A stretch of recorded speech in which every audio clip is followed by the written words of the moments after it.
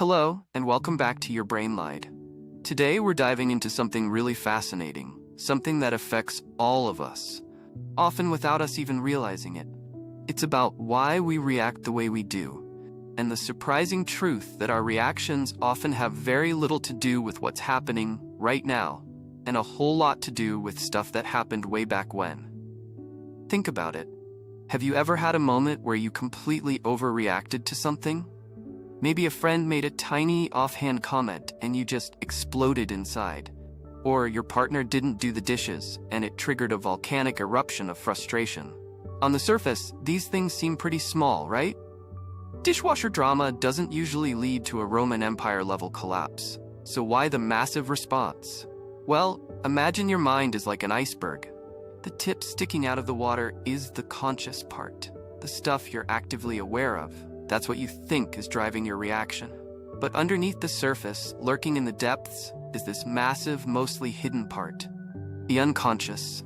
This is where all the old experiences, the hurts, the disappointments, the unmet needs, the fears, they all reside.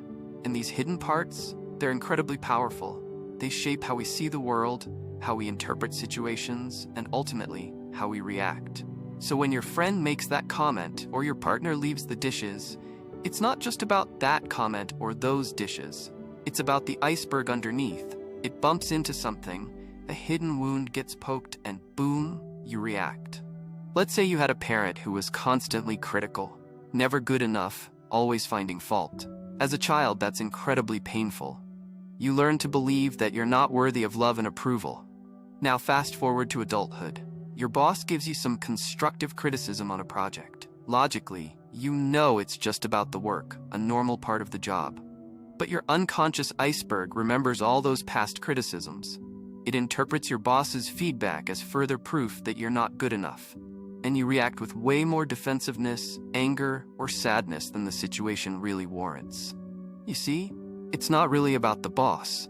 It's about that unhealed part of you, still searching for that validation you never received. Or maybe you grew up feeling unheard, like your opinions didn't matter. Now, as an adult, a coworker interrupts you in a meeting. Again, on the surface, it's just an interruption. But your iceberg remembers all those times you felt silenced. The interruption triggers that old feeling of being invisible, unimportant, and you react with disproportionate irritation, maybe even shutting down completely. These triggers, these little pokes to the iceberg, they're everywhere. They're in our relationships, at work, even in seemingly random interactions with strangers. They're often very subtle. And because they operate on an unconscious level, we rarely connect the dots. We just think, ugh, that person is so annoying, or I'm just in a bad mood. We don't realize that we're actually reacting to something much deeper. Now let's talk about the ego. The ego is basically the part of you that wants to protect you.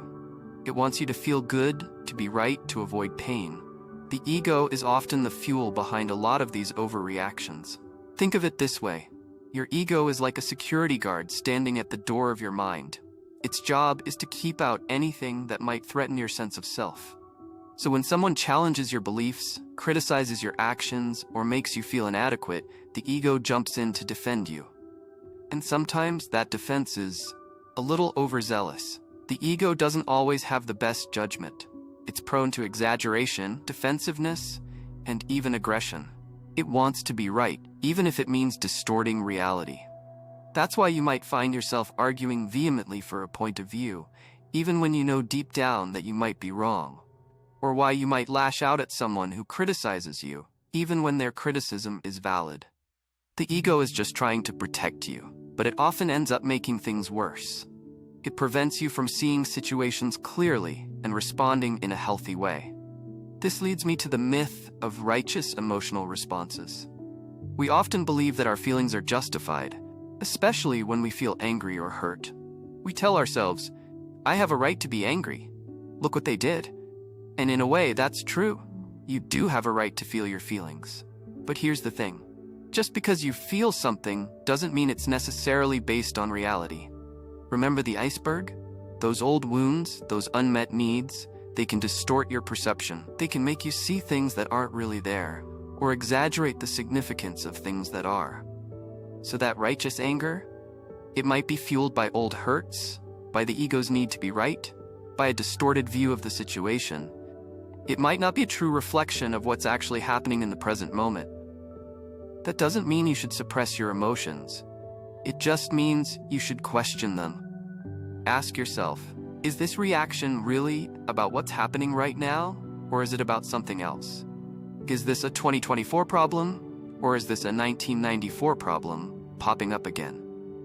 Okay, so how do we start to diffuse these emotional triggers and take our power back? The first step is awareness. You have to start noticing when you're overreacting. Pay attention to your body. Do you feel your heart racing? Your palms sweating? Is your jaw clenched? These are all physical signs that you're being triggered.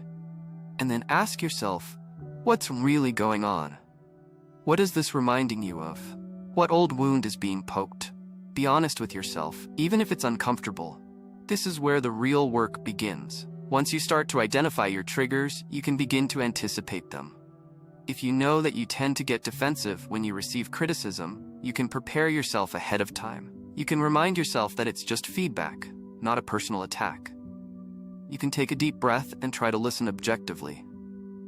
Another incredibly valuable skill is learning to create some stillness in the chaos. When you feel triggered, your natural inclination is to react immediately, to defend yourself, to argue, to shut down. But what if you could pause? What if you could create a little space between the trigger and your reaction? This is where mindfulness comes in. Mindfulness is simply paying attention to the present moment without judgment. It's about noticing your thoughts, your feelings, your sensations, without getting carried away by them. When you feel triggered, try to take a few deep breaths. Focus on the sensation of the air entering and leaving your body. Notice your thoughts and feelings without trying to change them. Just observe them, like you're watching clouds passing by in the sky. This simple act of pausing can give you the space you need to respond thoughtfully instead of reacting impulsively. It can help you to see the situation more clearly and choose a more constructive course of action. Let's go back to our example of the coworker interrupting you. Instead of immediately getting angry and shutting down, you could take a deep breath. Notice your feelings of frustration and remind yourself that you're not back in that childhood situation. You are an adult now. You have a voice, and you have the right to be heard. Then, you could calmly say, "Excuse me, I wasn't finished. I'd like to complete my thought." See the difference?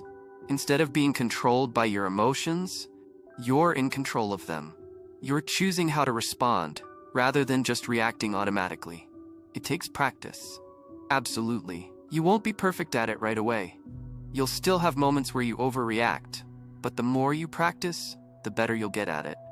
Ultimately, this is about taking responsibility for your own emotional well-being. It's about recognizing that your reactions are your responsibility, not someone else's.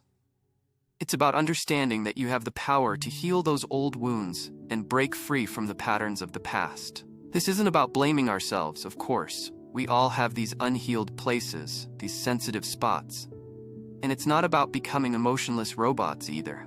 It's about being more conscious, more aware, and more in control of our responses. It's about choosing how we want to show up in the world, rather than being driven by unconscious patterns. It's like tending a garden. You can't just ignore the weeds and expect your flowers to thrive. You have to pull out the weeds, fertilize the soil, and give your plants the care they need. In the same way, you have to tend to your emotional landscape. You have to address those old wounds, challenge those distorted beliefs, and cultivate healthy coping mechanisms. So, as you go about your week, I encourage you to pay attention to your reactions. Notice when you're feeling triggered. Ask yourself what's really going on. And remember, you have the power to choose how you respond. Here are a couple of reflection questions to consider. First, what are some situations or types of interactions that reliably trigger a strong emotional reaction in you? Think honestly, even if it's embarrassing. Second, when you feel that strong reaction, what old feeling or memory does it bring up? Can you identify a pattern or theme? Finally, what's one small step you can take this week to create a little more stillness between a trigger and your reaction? This journey of self-discovery is a lifelong process. There will be ups and downs, moments of clarity and moments of confusion. But it's a journey worth taking. Because the more you understand yourself, the more you can create a life that is truly authentic, fulfilling, and aligned with your deepest values. Thank you for joining me today on Your Brain Lied. I hope this episode has given you some food for thought and some tools to help you navigate the complexities of your inner world. Until next time, be kind to yourself and remember, you are stronger than you think. Subscribe to the channel. See you in the next video.